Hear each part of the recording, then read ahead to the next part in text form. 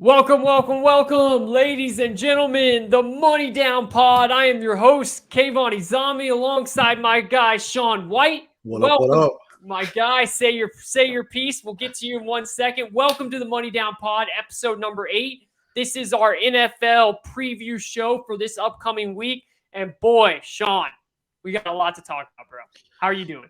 Doing all right. Yeah, we got a ton going on. It's going to be a little bit different having two big stories with big names out there, a quarterback, a receiver, big time stories. The games are a little shaky this week, but we'll definitely have some picks for you later on. And just a little housekeeping. We should be up on iTunes and we should be on Spotify.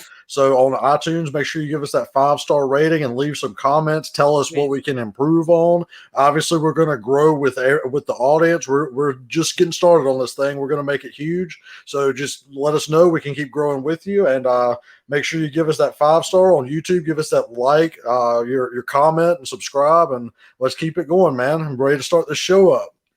Yeah, no doubt. That really means a lot to us. It helps us out. If you listen, just takes 2 seconds. Just give us a like and give us a comment. And I promise you, we will talk about it on air. We love debating anything you guys have to say. We are all for it, and we like talking about anything. So bring it on at any time. We will discuss it. But we appreciate everyone's support so far. For all you newcomers, thank you for joining us. How it works? Well, we get down to business right away. So, Sean, look, I want to start with this news, man.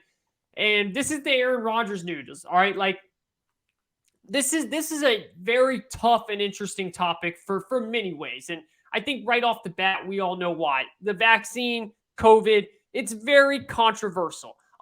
So I'm not going to sit here and talk about that. But like, let's just put this in here right now. Getting the vaccine is 100% your choice, and it should be your choice. It is what you want to do. I personally got the vaccine because I thought it was the right choice for me, for my family, for my loved ones, all that stuff. That's my choice. This has nothing to do if Rodgers should have got the vaccine or not. This is about how Rodgers went about the situation.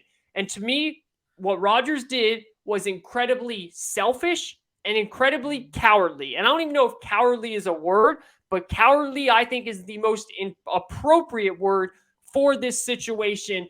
And this is why.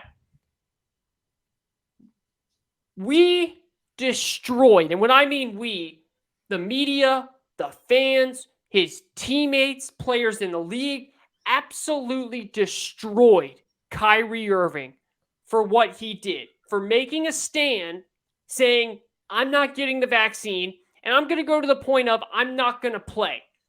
He knew, Sean, that he was going to get destroyed. He knew he was going to lose fans for this. This is how hot of a topic this is, that he was going to lose people. People are not going to like or watch Kyrie Irving anymore for whatever stupid reason or whatever reason they feel because of this. He went to the point of, I'm not going to do it. And he knew he was going to get backlash, and he said, I'm going to take it because this is my beliefs, and I'm going to stick to it. Kirk Cousins, Carson Wentz, they knew they were going to get backlash, even from their own teammates. Now, they didn't go to the extent of not playing, but they still stood up there. They said, I'm not going to take the vaccine, but I will follow protocols. Every time you see them, they're on the sideline with their mask. They're in the press conference with their mask. They're always following protocols. They knew that they were going to get this backlash, and they stood up there, and they took it. They said what they're doing, why they're doing it, and they went on. Rodgers wanted the best of both worlds. Rodgers wanted to not get vaccinated for his own beliefs, whatever reasons he has. And then he also didn't want to let the public know about it so that he doesn't have to take the criticism. And I don't know if it's because he didn't want to take the criticism or because he just simply didn't want to follow the protocols of having to wear a mask all the time and traveling different and all that stuff. But whatever it was, it's completely coward on his part. It's completely coward, bro, because he stood up there and he wasn't willing to accept the punishment, the criticism, the heat that came from making that decision. Whether you think that punishment and that criticism is correct or not, that's not what this debate is. This debate is that he stood up there and lied to everyone so that he wouldn't have to get any type of criticism, so that the people didn't hate him, so that everyone still loved great old Aaron Rodgers. And where the selfish part came in is how he brought his organization involved in this. Now, a lot of people are going to say the Packers are involved and they are responsible just as much as everyone else. And that's true. The Packers should have easily stepped in and said, bro, this is you're violating the rules. We can't let you have this. But think about the situation all off season. They didn't think Rodgers was going to ever play a game in Green Bay again. Since then, if Rodgers says he wants Randall Cobb's not there by tomorrow. Randall Cobb is there in an hour. If Rodgers says he wants someone, they're there. Rodgers has that franchise in the palm of his hand right now. So when he went up to them and told them what he's going to do about how he's going to sneak by this whole vaccine thing, what do you think they were going to say? No, you can't do that. We're not going to have your back. He would have said, okay, I'm done with you. We don't know that for sure, but they had to have his back. They had to show his support because they're doing anything they can to make this relationship right again. So he's a coward for dodging the whole thing. And then he's selfish for putting his organization, his teammates, everybody in this situation for making them lie about it. It's ridiculous, man. It's the most selfish, ridiculous move I've ever seen, in my opinion. And he's going to get punished. He is going to get punished, and the franchise is going to get punished too. Completely agree. He's going to get punishment for this for sure because you can't just avoid protocols like that. No, because it sets precedent. Because if they don't punish him, then Carson Wentz, take your mask off, bro. It doesn't matter, you know. Yeah, I do find it strange that if the NFL knows he's unvaccinated, they obviously watch him at press conferences. So why hasn't that been called out before? That's very interesting. That's a curious thing. And you were definitely going in, and I love it. You were spot on a lot of points. I want to do the Kyrie comparison. I think there's a slight difference in his and Kyrie's. Kyrie's getting flamed because he can't play at all. He can't just walk in with a mask and show up, and he'd only be able to play away games. That's the Brooklyn mask mandate. Rodgers can still play. He just has to follow a bunch of protocols that he hasn't been following, apparently. Again, I don't know the protocols. Maybe it's different there. I have no idea. That's something that I find super strange with this as well. Watching the media coverage today, I saw a lot of, well, we don't know what the protocols are for him or this or that, but Kirk Cousins and Carson Wentz are wearing their mask on the sideline and everything like that. I thought we knew that. Yeah, I don't get that either because I thought we knew the protocols. Yeah, but I find it really weird that a lot of these NFL insiders and writers and everything are claiming not knowing the protocols when they have sources in every building. They should be able to figure out from the NFL, from the building, what the protocols are. So I think it's weird that's not being reported straight. It's a strange situation. And that might go back to your first point of maybe it's because the NFL knew about this the whole time and now they're trying to figure out what are the protocols. Maybe they can say a different way about it. And that might be it. I mean, it's a good point. Because, maybe the NFL Rodgers did talk retirement. Maybe they were scared he would retire because Rodgers is a ratings getter. The NFL is all about their ratings and their money. There's one thing you got to know. NFL's a TV show. They're going to keep it going. They're all about their ratings. So if Rodgers was going to retire, they were going to do anything to keep him around, even if that meant breaking some slight protocols and just hoping that something like this wouldn't happen. Now, that's just all speculation on my part. But again, I find it so weird that these reporters that can find out if the 53rd player on a roster is disgruntled and will report about it, that they just can't figure out what protocols they're supposed to be following. They have no clue if he's supposed to have a mask on or not. I find that very strange. As for his selfishness and stuff like that, it's your choice to get the vaccine, as Kayvon said. I'm very free and loose about what people are allowed to do. As long as you're not hurting me or my family, as long as you're not hurting someone else, it's your choice to do whatever you want in this world. We're all humans. We just got to respect each other. So if you don't want to get the vaccine, don't get the vaccine. You know the risk. You know what's going on. You know that there's mask mandates that you must follow. Do whatever. Couldn't agree more. That's on you.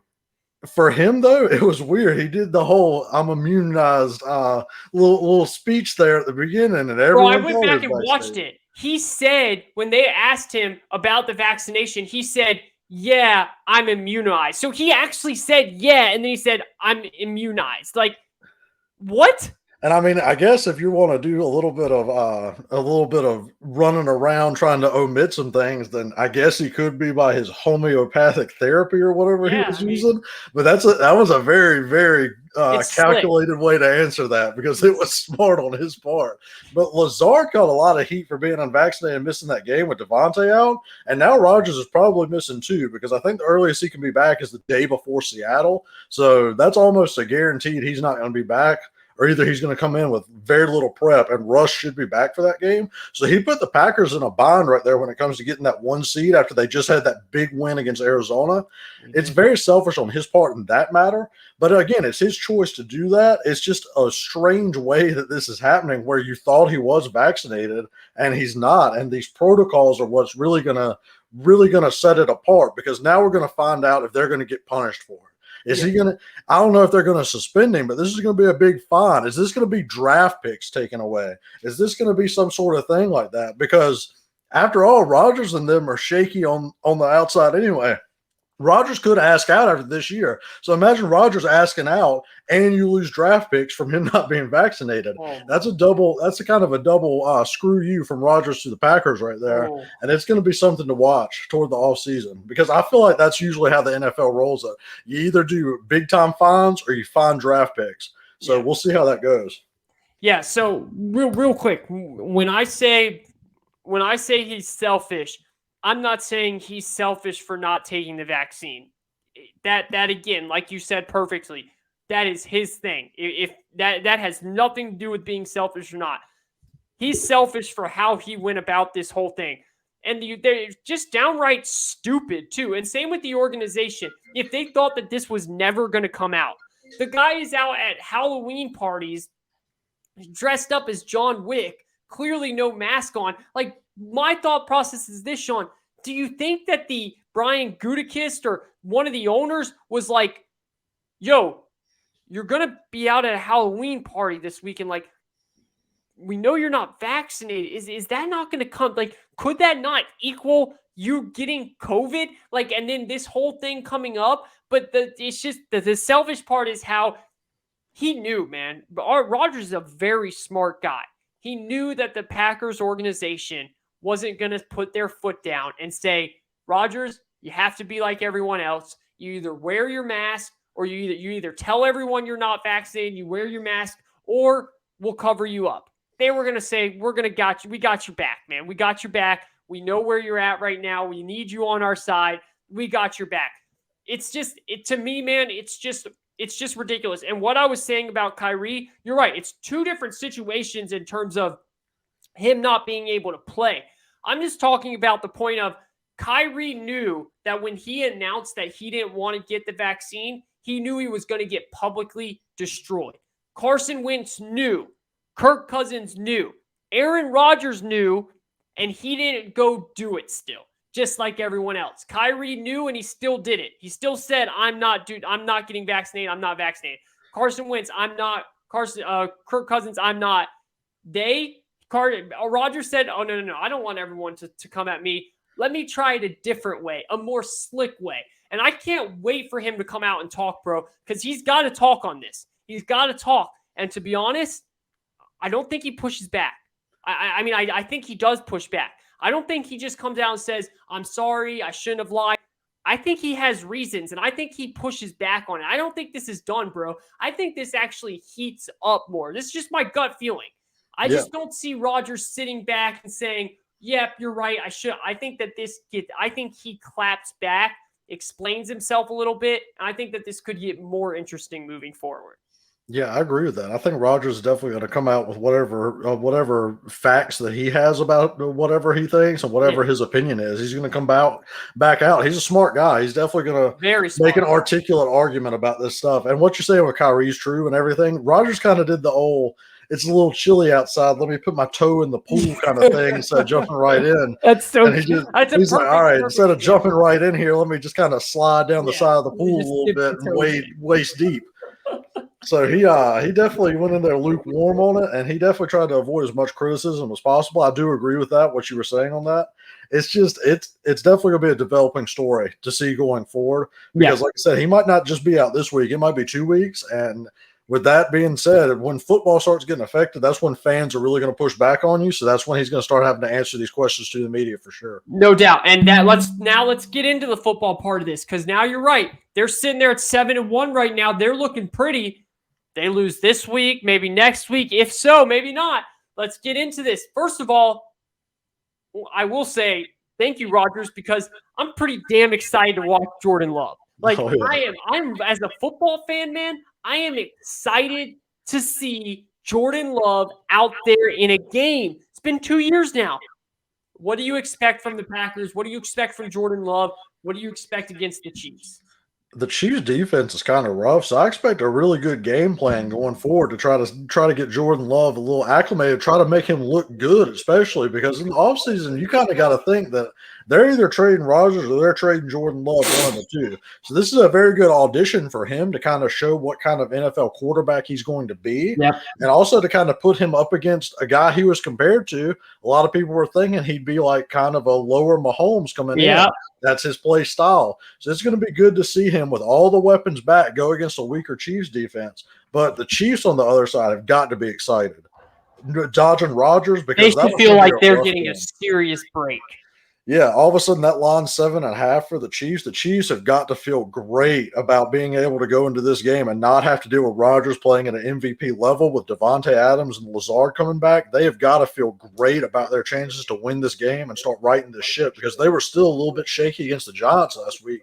And so they need to keep improving and having Mahomes go out there and getting himself back to his old self and getting the defense a little bit more improved.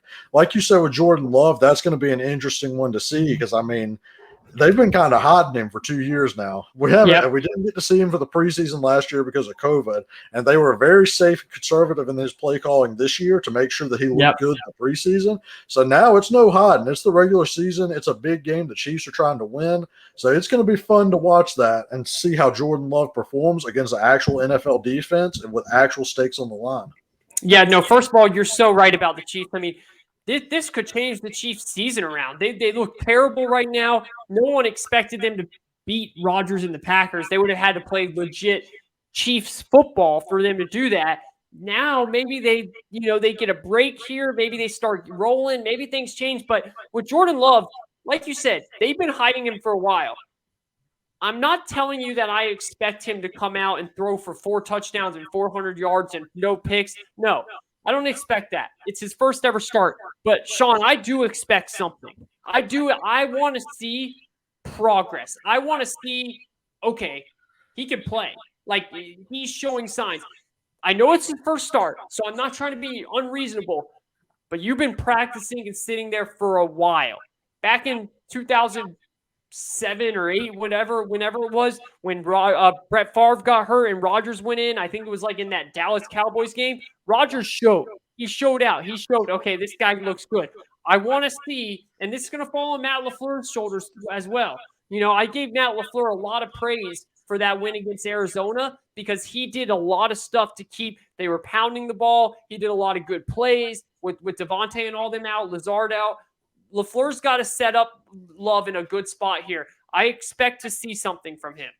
Yeah, I expect him to come out and be solid. Like I said, I don't expect him to just bombs away, kill him. But I mean, he has weapons. Don't give me that he doesn't have weapons. He has probably the best or second best. And Adams is back. Adams is playing.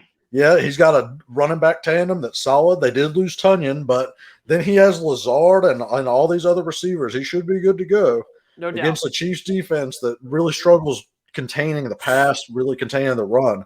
So LaFleur needs to have a good game plan for him, but I expect this to be an entertaining game to watch, and I'm happy that we get to see him play live and have live bullets coming after him, because he was a highly touted prospect coming out. He would have been drafted by somebody else into that first had the Packers not traded up for him. No doubt. So it's going to be fun to see. Let's see if he's got that accuracy issue he had a little bit in college under control. Let's see if he can hit some people in stride. Let's see how he handles the pressure, and I'm excited to see it, because this could be, hey, Rodgers is going to be here. We're going to ship this guy off. Or, hey, it's okay to ship Rodgers off. We'll be okay next year. Yeah. So that's going to be something to see, because not only that, Devontae Adams and their corner, Jair Alexander, are both free agents next year. And you have one tag. So one of them is going to get tagged, and they have to get a deal done with the other one. Yep. One of those two might push free agency, and one of these cap-heavy teams might just throw a huge offer at them. And if Rodgers leaves, then they might decide they want to leave too. So this is kind of showing, hey, we're going to keep you around here. So it's No a very doubt. big deal. There is your spot. Really, really good point there, Sean. Spot on. It is interesting, and like you said, he's been sitting there for 2 years. Not just sitting there; he's been sitting there behind one of the greatest quarterbacks to do it, behind a really good coach.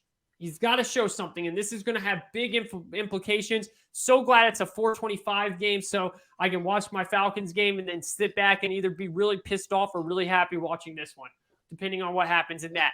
Let's move on here. That was a good start of the conversation, I think. Again, it's an intense conversation. There's a lot to it, but it needed to be said. This is the Money Down Pod. I am Kayvon Izami alongside my guy, Sean White. Sean, let's flow into Odell Beckham. And look, dads like to drop out some mixtapes here and now, highlight tapes here and there. And Odell's dad was dropping out a real nice highlight tape the other day. I got to give Baker props.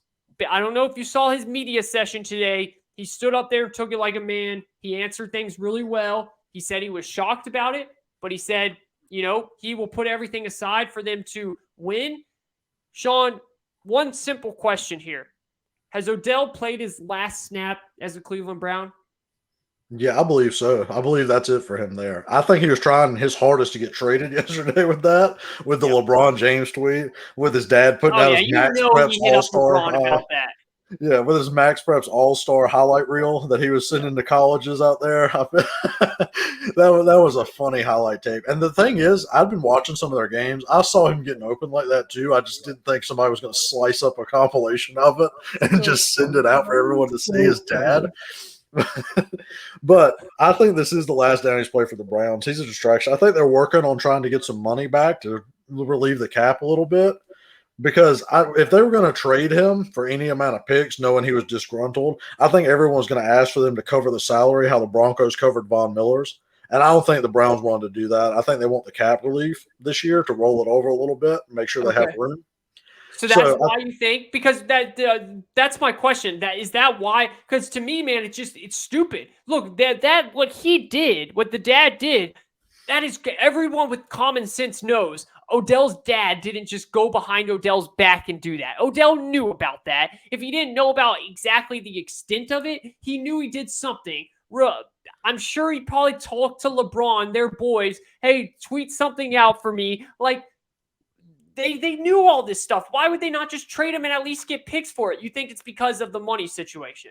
Well, at the $8 million, I believe it's only about 6 teams that can trade for him, and they're all kind of rebuilding or either. I mean, I'm gonna be honest with you. I think the Jags would trade for him. I think that's one of the teams that have the cap space that would do it. Me being a Jags fan, I don't think that's just some pie in the sky thing. They legit need a receiver, and I think they would legit have paid the $8 million for him. But I don't think the Jags want to give away picks for him. So the other teams are not trying to give away picks that have the cap room for him, and then it's a cap space issue. As for releasing him, if they were to drop him to waivers, if he goes unclaimed, the Browns are on for the $8 million, and he just gets to sign anywhere. Yeah. So he can sign with a rival contender against them going into the playoffs, and they have to pay the $8 million. So I think right now they're trying to negotiate it down to like a $3 to $5 million, somewhere around there, get the cap space relief, and hope that some other team. Like, honestly, I'm gonna be honest with you, being a Jags fan, if the Jags don't claim him at the 4th waiver spot, then that's just negligence on their part. They need a receiver. He's open all the time. And Lawrence has a temperament that would be able to deal with Odell well. So I think that's honestly a good fit. No one's talking about them because everyone wants to talk about Odell going to a playoff team, obviously. Yeah. So that's where the media hits. The media immediately goes, okay, Saints, Chiefs, Patriots, Raiders. Let's go. So the thing is, I don't think he'd last in claims to them. I honestly believe Urban and Balky would claim him at the 4 spot. No one's talking about that right now, but unless Odell threatens retirement or something. Well, that's what I was about to ask you. What is you think Odell wants to go there? I mean, I doubt it, but I mean, he doesn't really have a choice. I mean, that's kind of where it is. Unless that's what they're discussing right now is, hey, make sure you put out that if one of these teams claim me, I'm going to retire. So I really don't think he doesn't really have a choice in it over that. They're going to claim him at 4 if that's the case. They're 4th in waiver claims. And they're the only team that can afford him at his salary in those waivers right there. Yeah. So That's where I'm coming from with that. It'd be negligent not to at least investigate and try to get him in there. But I mean, he might want to go to the playoff team, and maybe he threatens I think he retirement. But that does. could be a I think thing. he does. I'd be shocked, honestly. Yeah, I'd I be mean, shocked if you guys get him. But hey, if it does, that'd be awesome. I'm just saying on the claims, that's where No, it I is. get it. I Like I get it. said, it would have to be him coming out and announcing that he's Yeah. not playing there, which could happen. It just has Or not or happened or yet. his or his agent telling behind the scenes Yeah. to the Jags he's not coming. Like, Yeah, I mean, yeah, but that hasn't happened yet, so I'm just no. kind of reacting off what it is now. So Yeah. everyone keeps talking about these Chiefs, Saints, everything like that, but they're not in position to claim him over top. So Yeah. we'll see how that plays out. But I think that's why he's still on the team right now, is because they're trying to get that salary down so that when he does get claimed, they're only on the hook for like 5 million of it, maybe, and they can roll that over and have their cap situation fine for next year. But that's the only reason he's on the team. I think he's done with the Browns. I don't think he plays another snap with them. I think he was ready to get out, and they would have traded him in a heartbeat had they got anything solid for him in return. But Mhm. they didn't want to pay the salary, and they didn't get the picks they wanted back for him. So he's stuck there until they figure out how to release him. Yeah. No, I think that's a good point. All right. What do you think about this game this week between the Bengals and the Browns? I think it's a big time show that Baker needs to put on Yeah. against Joe Burrow. And I think Joe Burrow is going to be a little mad they lost to the Jets coming back. So I think so I think too. it's going to be a real intense battle between those two. And I like to see it. It's going to be a nice AFC North battle. So I'm ready to see what happens with that. I do think the Bengals edge them out just because the chaos, and then the Bengals, I feel like, have a slightly better team right now. Maybe not talent wise, but they're playing better, gelling better. Mhm. And I think it's going to be a slug out. I don't think it's going to be a hugely high scoring game, maybe a 2017 type thing. So I'm ready to see it happen. Yeah, no doubt. I agree. I think it's going to be a slug out too. I think Joe Burrow will outplay Baker Mayfield, but I think it's a huge game for Baker. He's got to show out. He's got to show out. I know he's injured and all that, but the Browns are reeling right now. If they lose this game and go 4-5, and the Bengals go 6-3, I mean, you can kiss the division goodbye. There's no shot, especially with the Ravens looking good. This is a massive, massive game, especially losing another division game last week to the Steelers. It's in Cincinnati. The Browns and Baker have to show out, and this will be one of the biggest games with the most implications of the week. This coming up, and I'm really excited about it. It will be interesting to see what happens. Moving on to, what was the other game we wanted to hit on here? Or did you have something else you want to say about that? No, just I was saying, is there? I mean, obviously, I think the Jags would claim him, so that would be the thing. But is there any other places other than the ones that keep getting named over and over that you would like to see Odell maybe land? I mean, I know Yeah. he'd be good with the Chiefs and Saints, obviously. I mean, the Yeah, I Saints don't mean, really have a there's a quarterback to throw reason. There's a reason why they're naming these teams, because it makes sense. Like it makes sense to put him on the Jags or the Chiefs. I don't want to see him on the Saints. I can tell you that right now. Like, and I don't care if it's coming from the biased fan in me. I do not want to see him on the Saints. I don't even think he would fit well on the Saints, to be honest. I just don't think No, they're that type not of. really. Yeah, I don't think they're that type of football team. I think the Chiefs would be the most to benefit. I think that he could spark this Chiefs offense in a whole different type of way now. I think that would be huge with Andy Reid. Andy Reid would get his confidence up. Patrick Mahomes would get his confidence up. I would like to see him on the Chiefs. I think that would be interesting. I think it would be cool to see him on the Packers as well, but I just don't really know. Like, Rodgers loves feeding Adams. I could honestly see a situation where Odell still doesn't even get the ball that much on the Packers. I know that sounds crazy with their limited weapons, but Rodgers, he has a way of just getting Adams the ball, getting MVS and Lazard their couple targets here. I think he'll get the most attention, most targets from the quarterback and the coach on the Chiefs. I think that would be an interesting place and where I would like to see him. Yeah, obviously, if he didn't go to the Jags, which I mean, like I said, if he will play for them, they're going to claim him at 4. I feel like it's just going to happen. Bro, But if I he wouldn't ends be up, so sure, man. Like, I just don't know. Like, you don't think Balky and Urban would claim him at 4? no, I don't. I Oh, I don't. fully believe they would. I Fully really believe they don't. would. I Yeah, just I don't see them I don't see them doing that. I just don't. Urban's in the talent business no matter what happens, and all he talks about every week is speed at wide receiver. That's all his press Yeah. conferences No, are. I mean, I wouldn't be shocked. I wouldn't be shocked at all. It makes total sense what you're saying. I just don't see it happening. Whether it's bulky or mainly whether it's Odell, I just don't see it happening. But maybe Odell says, "Screw it, I don't want to go to a play." Maybe he wants to do what he did with the Giants, where they just sucked and he was the star. I mean, I think it's Odell. that would be Yeah, straight up, like you said, I think it's Odell. I think so. Odell would have to be one. So if he doesn't go and we don't hear anything about it, you're just gonna 100% think that it's Odell. And I think it'll come out. There's sources all over the place. It'll come out. They'll be like, "No, he refused." Yeah, yeah. I fully believe they claim him.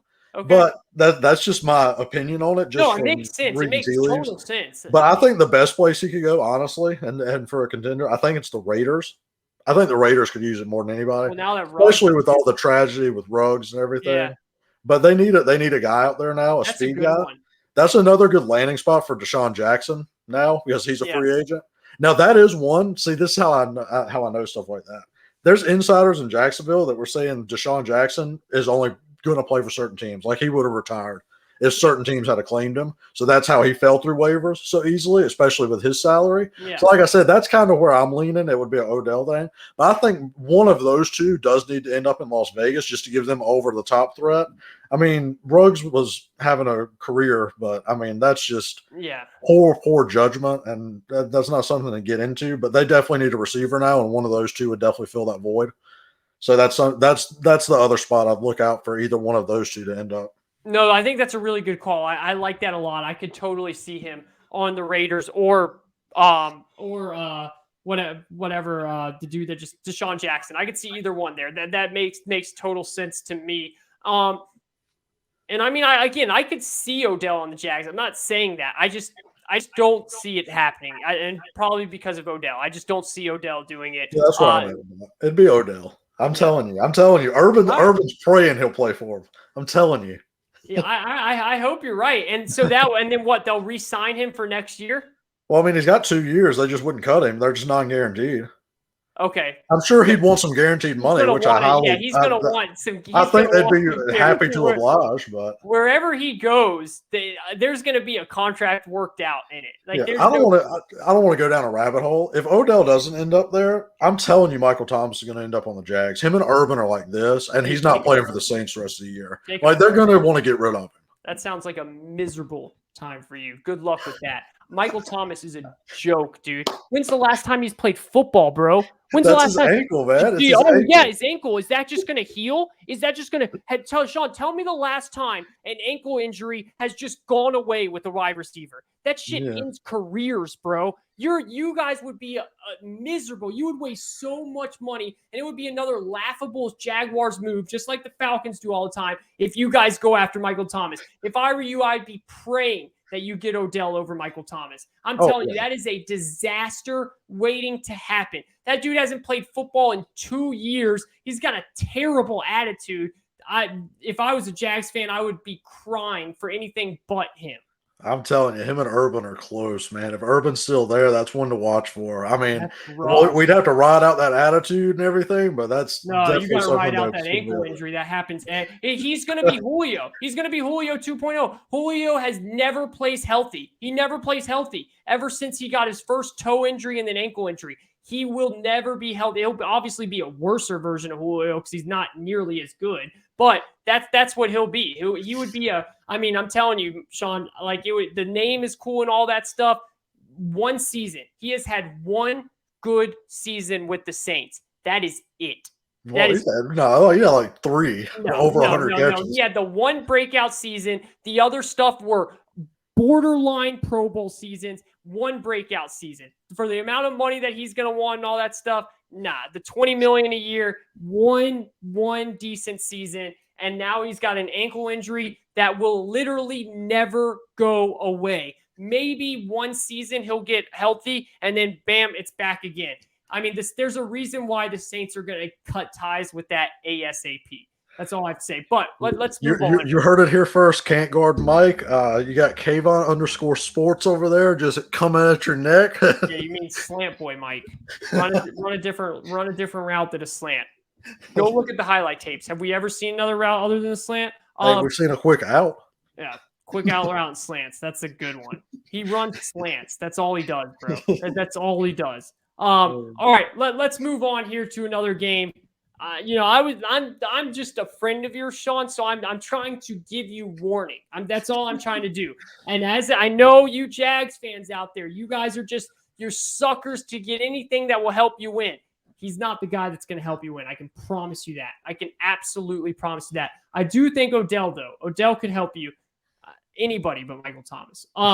Let's move on. What was the next game? I got heated there, so I forgot the where we're moving from here. I think we were going to talk real quick, this crazy line on Eagles Chargers, which we both find fascinating. Vegas usually knows what's up. Vegas is never going to, hey, here's some free money. They don't just give money away. That's how they're in business. They always win. Yeah. So this line being 2 for the Chargers, real interesting line. Maybe it's the West Coast travel. Maybe they just don't buy the Chargers that much, which they have been kind of declining these last few weeks. And I didn't really buy high on them those first few games. I did think they were a little overrated there, but I still find them to be a good team. These Eagles being just a +2 right there, they're really buying the Eagles having a shot to win this right here. And that is kind of strange with how the Chargers are backed by the public. Yeah, no, it's a very, very weird pit. It's a very, very weird situation. And it's a must-win for the Chargers because that division is wide open and they're just begging someone to take it. And the Raiders right now are trying to take it. The Chiefs are not. If the Chargers want to kind of gain their ground a little bit, they got to win this game. It's weird. I want nothing to do with that game.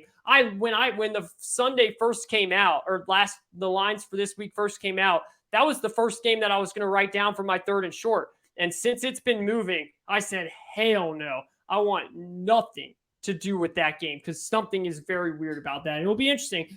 Philly's off a very high win against the Detroit team, and the Chargers have now lost 2 in a row. We'll see where they bounce back from here. Yeah, maybe it's just got to do with the fact that the Eagles are now healthy on the O-line and the Chargers just have one of the worst run defenses in the league. Maybe it's just that. Maybe they just think that the Eagles ball control them the whole game. I don't know. It's a real shit. I would be scared to death to back the Eagles right there. Just because it could be a blowout. But again, maybe the travel and the ball control just has Vegas thinking that it's going to be a close game. It's just one of those lines you kind of scratch your head at. Yeah, and it's just something that I found very interesting, especially since it started 2.5, moved to 2. Real strange game to follow. It's going to be something that I want to watch really closely. Wait, is that game at 4:00? Even if it is 4:05. Then the travel shouldn't matter then. Yeah, so that's kind of strange. There's just something weird about it. Something really, really weird about it. There's no doubt about that. But it's a must-win. The Eagles they're out of it, but it's a must-win for the Chargers.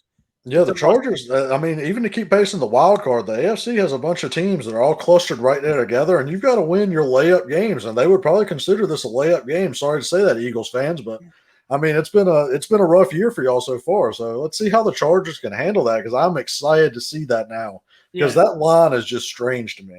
No doubt, I agree. All right, what's the next game we're moving on to here?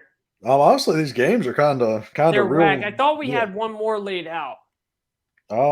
Maybe not. Maybe I'm just overthinking it. No, I think we had a lot on our college show yesterday. If y'all listened to that, make sure to give that a like and comment on that as well. By the way, I want to say something real quick, and this will move us into our 3rd and short and 3rd and long. I forgot to say a pick on the college show. So go and check out the college show. Pick. What? That's a bonus pick. Yeah, bonus pick here. Go check out the college show. We gave out some really good picks, but a pick I want to say, I love this spot. It's a handicapping spot that goes way back.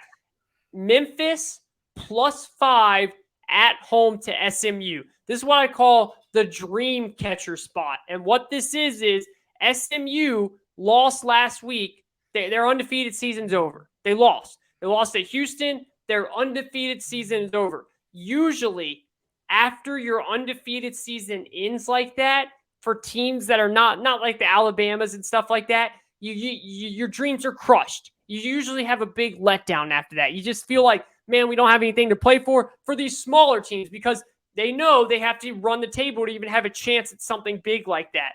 Now we don't get the big Cincinnati SMU undefeated duel. Memphis, +5 at home against SMU. Think they can show up and win this game. Oh yeah, I like that for sure. That is a good spot for that. Also, I didn't make one pick too, so if we're just gonna make a bonus pick on it, I actually like Oregon -7 against Washington. Washington's not that good, and Oregon's Yeah, gonna they're want to come terrible. out and keep their playoff going. I love Oregon in that spot. Word. So All yeah. right. Third and short, give us your NFL. All right, NFL third and short. I have two of them this week. So I'm going to start with one, throw it to Kayvon. I'll give you another one after that. My favorite bet of the week for the NFL, and this can be real scary because sometimes they like to let you down. My partner will tell you this all the time, but I love the Falcons +6.5 on the Saints this week. I Please. mean, it's kind of a hold your nose pick because the Falcons do struggle to cover Yeah, sometimes. put your hood on. Put your hood on. Yeah, yeah. Let me get my hood on. Talk about it. But all right, yeah. It's not that, but it's scary. Yeah, I just can't back a Saints team that has either Simeon or concussed Taysom Hill Yeah. out there running it. They're coming off a big win like that happened. They got the Buccaneers right where they wanted them, so it's prime for a letdown. 6.5 is a big number. I just feel like Matty Ice comes in, plays a good game on offense. They get their offense under control, and knowing that Ridley will be out, not having it sprung on them at the end of the week. I mean, you got AJ Terrell playing well on the other side. It's just you got to watch Kamara in that run game. Yeah. I just feel like 6.5 is too big of a number. I don't know if they win outright, but I feel like they definitely cover that spread this week. So give me Falcons +6.5, third and short. Yeah, no, I love that, man. I mean, I'm praying that you get that right. And I did see like some people that were actually, because that line opened up at 7, it got moved down to 6.5. I actually saw it might keep going, so think that there might be some sharps on that side with you. Let's get them, baby. Let's get that win. For my third and short, I'm going with the Patriots. Look, it does. I usually love backing Belichick. Last week, I gave you guys the Patriots +5 at the Chargers. And I said you can even parlay them with the Saints. It ended up working out. I usually love backing Belichick as an underdog. I don't like it that much this year as a favorite with Mac Jones. That worries me a bit. But I just think that whether it's Sam Darnold or PJ Walker, I just think that defense and those schemes and the things that Belichick will do will absolutely overwhelm that Panthers offense. It might be an ugly game. It might be like a 17-10 or like a 20-13, but I think that they get it done. I think they win by a touchdown. I like the Patriots over the Panthers. And I know you said we have a lot of Panthers fans watching, so, sorry guys, but no, I hope you lose. Yeah, we got a lot of Panther fans out there. I think even they can admit, though, that Darnold's just been very below average since McCaffrey went out. McCaffrey might be back this week, so that's one thing to watch. That is one thing to watch with that game. But I do believe that Belichick's going to have them prepared for that. It's not like they have Joe Schmo over there coaching some random person. They're like, oh, my God, this is McCaffrey. I feel like they're going to definitely be prepared for him to be back. So I think Belichick's going to come in there and have a good game plan against Darnold in the offense. And if it's PJ Walker, then obviously – I mean, the line would probably be bigger right now. Yeah, that's true, and it might be. So I'd get that in now if you guys like that. So yeah, I do like the Patriots favorite 3.5 on that. Sorry to all the Panther fans listening, but I have another lock, and it's actually the Texans being +5.5 with the Dolphins. Tyrod Taylor is back this week, and they are two different teams when he plays. Davis Mills is just. I don't know how good you want to put him, but he's not that good. Honestly, I'm surprised they're not leaving him in to kind of see what they have the rest of the year. Yeah. But if they're trying to win games, then they got the right guy back there. And Tyrod played excellent against the Jags week 1.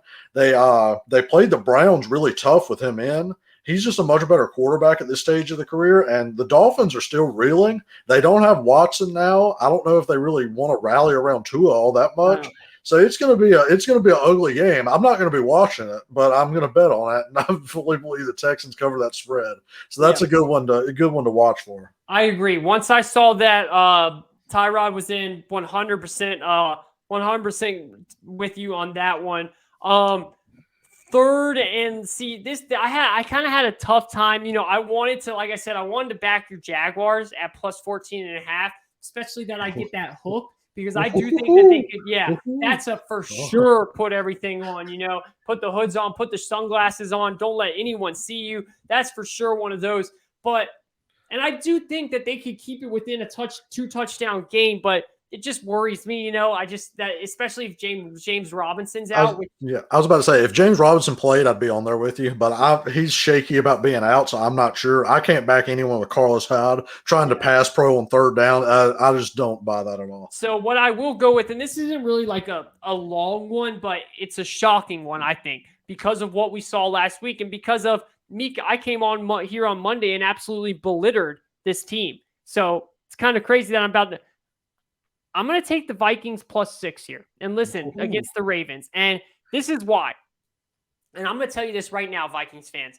This is the last damn time I put my neck out on the line like this. If you guys don't cover this spread, I am never going to pick your team again, ever. But with that being said, that was such a bad game by the Vikings. I just can't see them. I just think they get the offense going. Like, it's just something inside me feels like they cannot come out that bad again. I don't think they win, but I actually think this is a high-scoring game. I actually really like the over 49.5. I think that we get a shootout here between the Ravens and the Vikings, and I think the Vikings can keep it within 3, 4, 5 points, and the Ravens end up winning. Yeah, if you're looking for a cheap option on DFS, I kind of like Rashad Bateman this week to have kind of a breakout coming off the bye, maybe against a weak secondary. I kind of like to see that because I think they're going to probably have somebody over the top on Hollywood or somebody underneath on Andrews. So I think Bateman might be a little open this week. So I like him as a DFS play if you're looking for somebody to get you big points at a cheap salary. Also, what you were saying is good teams. I mean, the Vikings have been solid. Good teams always come back after bad games like that, and well-coached teams definitely play better the next week. So I can definitely see that being a thing. As we talked about earlier, my third and long, you're going to have to follow us on Twitter for that because I'm going to be putting out some prop bets, me and Kayvon both. So follow us on Twitter at MoneyDownPod. Follow along, look at what prop bets we have come out. Maybe tomorrow, the next day, I'll tweet them out. And follow along with us. Let's see what we hit on, and we'll review that on Monday and talk about it. No doubt. We'll always be transparent. We'll say what we got right. We'll say what we got wrong. That's how we do it. But definitely follow us on @MoneyDownPod. Not just prop bets. If last second lines, total sides we like, we will put them out there. We'll be tweeting a lot, sometimes in-game live stuff. Follow along. Trust us. We're going to put out some really good stuff that probably will get you guys some winners, I definitely believe, throughout the season. So, Sean, any last words before we close this baby out? Nope. Just make sure you look for us on Spotify and iTunes, Apple Pod this week. Make sure you look for it. Give us that 5-star review. Give us a comment. Like I said, we're going to be growing with you. We're looking to improve. We're always looking to step our game up. So give us any constructive criticisms you have. If you want to talk about how bad we are at picking and making takes, go ahead. We'll come right back at you. If you agree with us, let us know. Just give us those comments. Let's interact together because this is a show we'd like to make for you. So we'll follow along right with what you got. Want to hear from us about each week. We'll follow right along, so just let us know. No doubt. So well said, man. He's right. Get in the end zone. Jonathan Taylor touchdown. Fantasy points for your boy. Let's go. I got Michael Carter playing this week as a buys. I had him on my bench last week. He did good. It's 14-7 now. I'm pretty sure I saw it. I'm not so sure. Yeah, I don't have a TV in here, but he's starting to break out a little bit. I was upset he was on my bench last week, so I had to play him either, bro. Look, I watch on this iPad right here. So I literally put it like right here. Sometimes it gets me a little distracted though, but yeah, no, it was a good pickup. Michael, they're starting to use him a lot more. Like, yeah, I liked him last week. He's going to be moving up those DFS boards, but he was probably winning a lot of people money in DFS. That's what I've looked just real quick. I'll give a 2-minute thing on this DFS. I play a ton of it. I don't know how much Kayvon plays, but I win money basically every week. Shameless brag from my part, but how you kind of do it is you ride like a hot offense. You want to get 3 people from one offense, even if they're high scoring. This year, it's been great to have the Stafford, Cooper Kupp, Woods combo. Mm-hmm. Or either if you put Darrell Henderson in over Woods, riding those 3 usually gets you enough points to get you kind of at that bottom tier part of the money. But when you do stuff like that, you got to fill it out with lower people. I gave you Uzamu that 1 week where they caught those 2 touchdowns against Baltimore. He was like 3,000 that week. Yeah. Michael Carter's been one of those players that are like low value on money that gets you high amounts of points that can break out. That's what you got to look for. So make sure you're looking out for those players at that $3,000 to like 3,800 level that have a shot to break out and get you a lot of points because that's how you win those weeks. It's right. It is. It is. And Sean's really good at it. So follow along on that. We can also tweet some of those things out on the Twitter at Money Down Pod. Thank you all for listening. We really appreciate it. Again, subscribe to the show. Give us a like. Any type of support, comments, whatever. Like us, don't like us. Just let us know. We will really, really appreciate it. And we will definitely talk about your comments live on air next Monday. This is the Money Down Pod. I'm Kayvon Izami. That's Sean White. Go follow us on Twitter. Also follow the show, Money Down Pod. And we will be back on Monday to break down a wild and wonderful weekend. Have a good one. Have a good one.